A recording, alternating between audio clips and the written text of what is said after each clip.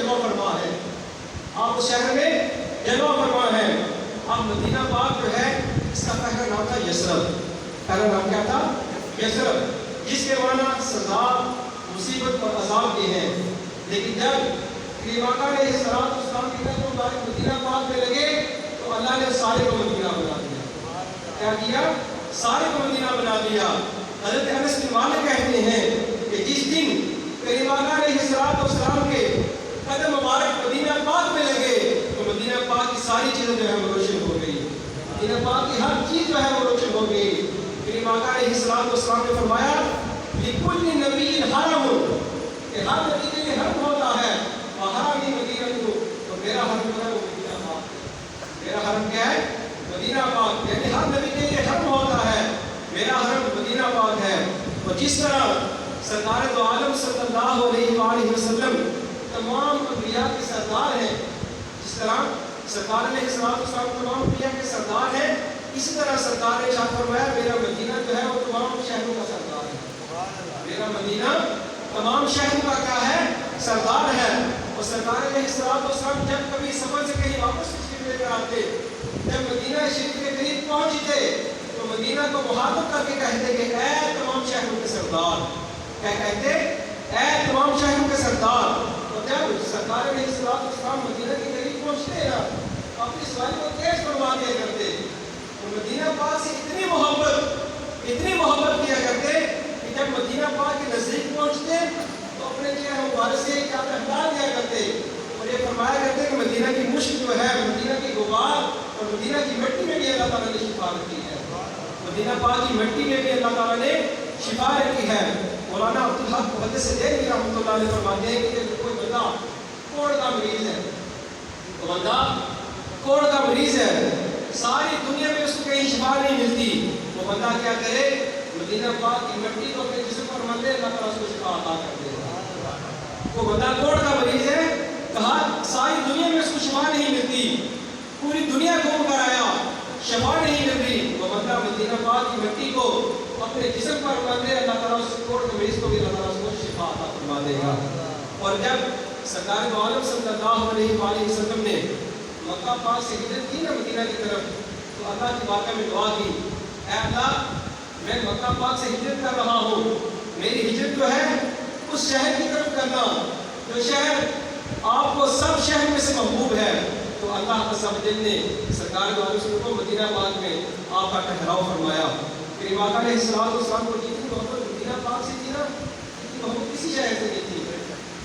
اللہ کے محبوب صلی اللہ علیہ وآلہ وسلم نے دعا کی، اللہ کی بارگاہ میں دعا کرتے ہیں اللہ جس طرح حضرت ابراہیم علیہ السلام نے دعا کی تھی نا مکہ کے لیے کہ اے اللہ تو مکہ میں برکت نازل فرما، فرمایا سرکار دو عالم نے عرض کیا اللہ میں بھی دعا کرتا ہوں اللہ تو ہمارے مدینہ میں دوسری برکت عطا فرما۔ جس طرح ابراہیم علیہ السلام نے مکہ پاک میں دعا کی تھی کہ مکہ میں برکت نازل کر، اے اللہ میں مدینے کے لیے دعا کرتا ہوں کہ تو مدینے میں دوسری برکت عطا کر، مدینے میں 2 گنا برکت جو ہے وہ عطا کر۔ اب جب ہجرت کر کے سرکار دو عالم مدینہ پاک میں پہنچے گا تو حضرت سیدنا صدیق اکبر رضی اللہ عنہ کو بخار ہو گیا، حضرت بلال حبشی کو بھی بخار ہو گیا۔ حضرت اماں عائشہ صدیقہ کہتی ہیں کہ میں سرکار دو عالم کی بارگاہ میں آئی، آگے عرض کی یا رسول اللہ یا حبیب اللہ، حضرت سیدنا صدیق اکبر کو بھی بخار ہو گیا، حضرت بلال حبشی کو بھی بخار ہو گیا۔ اور ایک روایت میں آتا ہے کہ حضرت بلال حبشی تھے، ہر بندے کو اپنے شہر سے محبت ہوتی ہے نا، اکثر ایسے ہوتا ہے کہ ہم کہیں دور سفر میں گئے نا تو جہاں مکہ کراس کرتے ہیں تو دن میں شروع ہو جاتا ہے کہ ہم اپنے شہر میں داخل ہو گئے ہیں، تو ہر بندے کو اپنے شہر سے محبت ہوتی ہے۔ حضرت بلال حبشی مکہ پاک کے تھے نا، جب ہجرت کر کے مدینہ میں آئے بخار ہو گیا، تو کہتے ہیں روایت ہے کہ بلال حبشی مکہ پاک کے ملاد میں شعر پڑھا کرتے تھے۔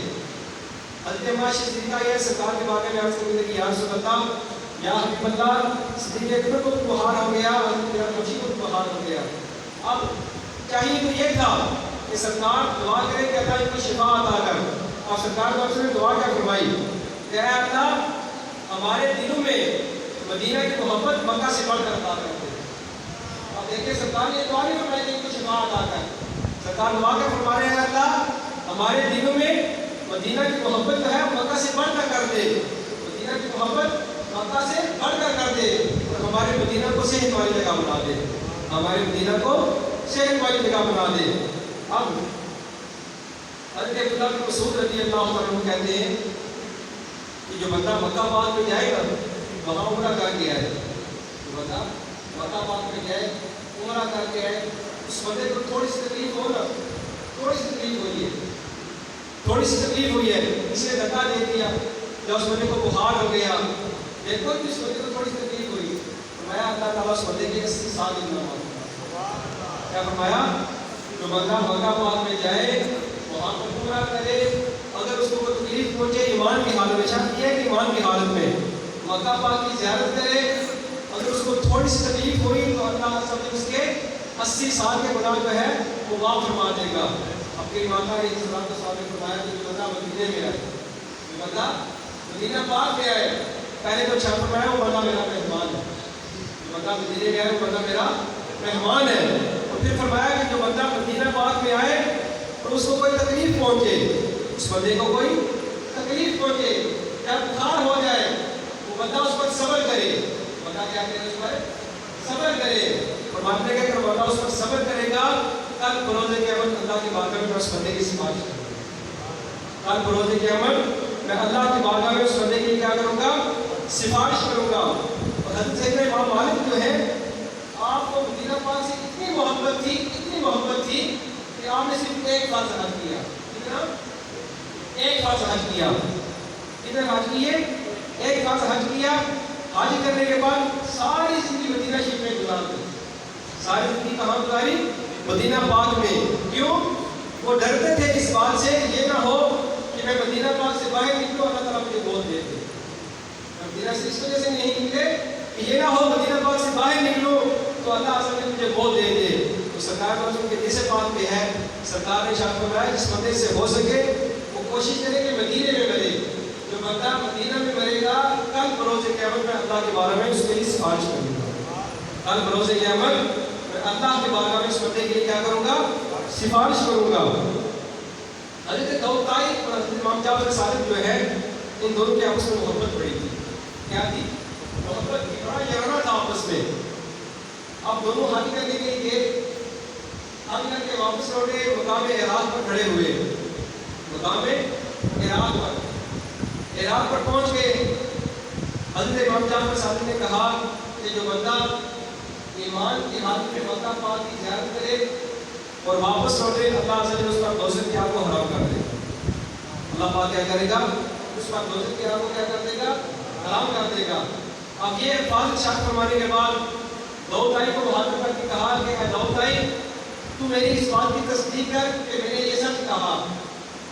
حضرت داؤد طائی کہنے لگے کہ میں بات کی تصدیق کیسے کروں کہ آپ نے تو فتویٰ ہی مکمل نہیں کیا، آپ نے ابھی فتویٰ مکمل نہیں کیا۔ تو پوچھا مکمل فتویٰ کیا ہے؟ تو کہنے لگے یہ بات تو آپ نے ٹھیک ارشاد فرمائی، بجائے ارشاد فرمائی کہ جو بندہ ایمان کی حالت میں مکہ پاک سے واپس لوٹے گا اللہ تبارک و تعالیٰ اس پر دوزخ کی آگ کو حرام کر دے گا، مگر جو بندہ ایمان کی حالت میں مدینہ پاک سے واپس لوٹ کر آئے گا اللہ عز و جل اس کو جنت میں ضرور داخل کرے گا۔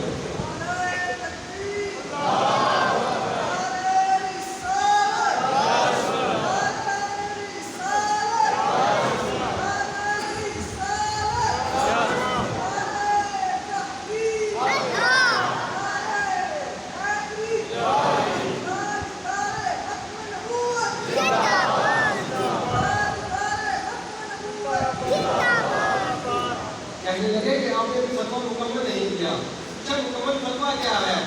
کہنے لگے یہ بات تو بجا ہے کہ جو بندہ مکہ پاک سے ایمان کی حالت میں ہو کر آئے اللہ تعالیٰ اس پر دوزخ کی آگ کو حرام کر دے گا۔